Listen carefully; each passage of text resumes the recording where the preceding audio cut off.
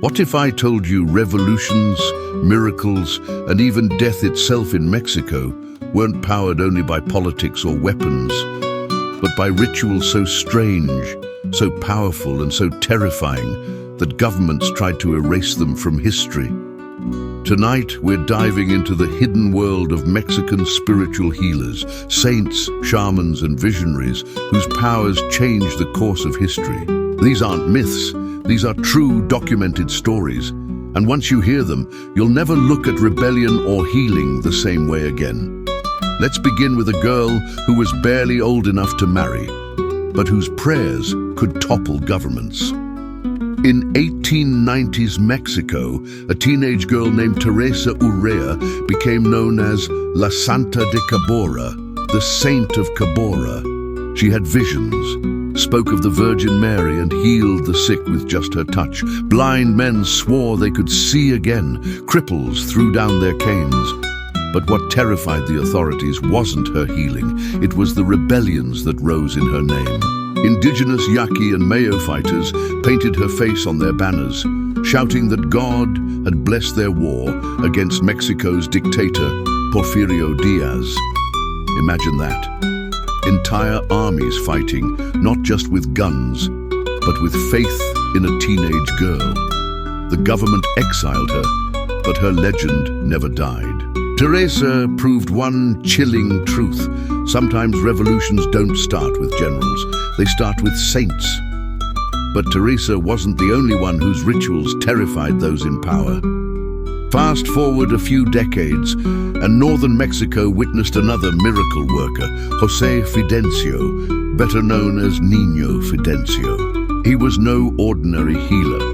Witnesses said he performed surgery with kitchen knives, cutting into flesh without anesthesia, while patients sang hymns in ecstasy. Others swore he cured paralysis by dragging the sick through freezing ponds, leaving them shivering, but healed. Crowds of thousands flooded his village. But here's where the story turns chilling. Even after Fidencio's death in 1938, people claimed his spirit still lived. Mediums, called cajitas, trembled and spoke in his voice, healing the sick as if possessed. To this day, believers travel to Espinazo, leaving crutches, bloody bandages, and photos of healed children. They don't see him as gone, they see him as waiting, ready to return. And if the rituals of Fidencio sound strange, the next ones dive into something darker, rituals that look more like exorcisms than medicine. In villages across Mexico, curanderos, folk healers, fought invisible enemies with terrifying ceremonies. Imagine a child burning with fever. A healer takes a raw egg and rolls it across the child's skin. Hours later, the egg is cracked into water, and inside, the parents see a dark, twisted shape, believed to be the demon making their child sick. This wasn't just superstition. Families believed their lives depended on it. The rituals could grow even darker. Victims of susto, soul loss, were locked in dark rooms, shaken violently until their spirit returned. In sweat lodges, villagers screamed as fire and smoke drove curses from their bodies. If someone whispered that you had the evil eye, your family could beg for midnight exorcisms, candles flickering, prayers whispered, smoke choking the air. These weren't gentle healings. They were battles between light and darkness, fought over human bodies. And if you think these rituals were terrifying, imagine mixing them with drugs powerful enough to open doors to another world. Maria Sabina, the mushroom priestess. In a remote village in Oaxaca lived Maria Sabina, a healer who used sacred mushrooms in midnight ceremonies called veladas. By candlelight, villagers swallowed the mushrooms and entered visions so real, they swore they touched God or the devil. Sabina guided them with chants that twisted between song, prophecy, and lament.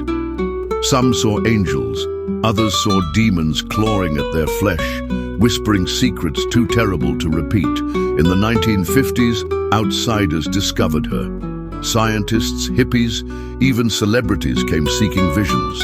But they left something darker behind: exploitation. Her sacred ceremonies became tourist attractions, her village swarmed by strangers. Locals accused her of unleashing spirits that should never have been disturbed. She died in 1985, her life a warning. Some rituals don't just heal, they haunt. But perhaps the most chilling rituals weren't performed in secret huts. They happened in the middle of a revolution, when faith itself was the only weapon against chaos. During the Mexican Revolution, doctors were gone, villages were destroyed, wounded soldiers bled in the streets, and into this chaos stepped the curanderos and spiritists. By candlelight, they laid hands on gunshot victims, prayed over mutilated bodies, and claimed saints themselves were guiding their touch. Survivors swore they saw glowing crosses in smoke. Mothers believed bullets melted from wounds after prayers. Faith replaced medicine, but it came with a cost.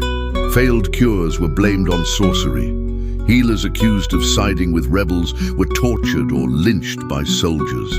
Imagine that. Healing one man's fever could mark you for death the next day. Yet without them, countless communities would have vanished. These healers weren't just curing fevers, they were fighting despair itself. Their rituals became weapons in a war where survival depended on belief as much as bullets. These stories reveal something chilling about history. Revolutions, rebellions, and survival weren't just powered by armies or politics. They were fueled by faith, by rituals, and by a terrifying willingness to open doors most of us would never dare touch. From saints who sparked uprisings, to healers who never died, to mushrooms that opened visions of angels and demons, Mexico's past proves one thing. Sometimes the most powerful weapon isn't a sword, it's belief. If you want more forbidden stories like these, make sure you subscribe, because next time we're diving into the rituals that terrified the Spanish Inquisition. Trust me, you won't want to miss it.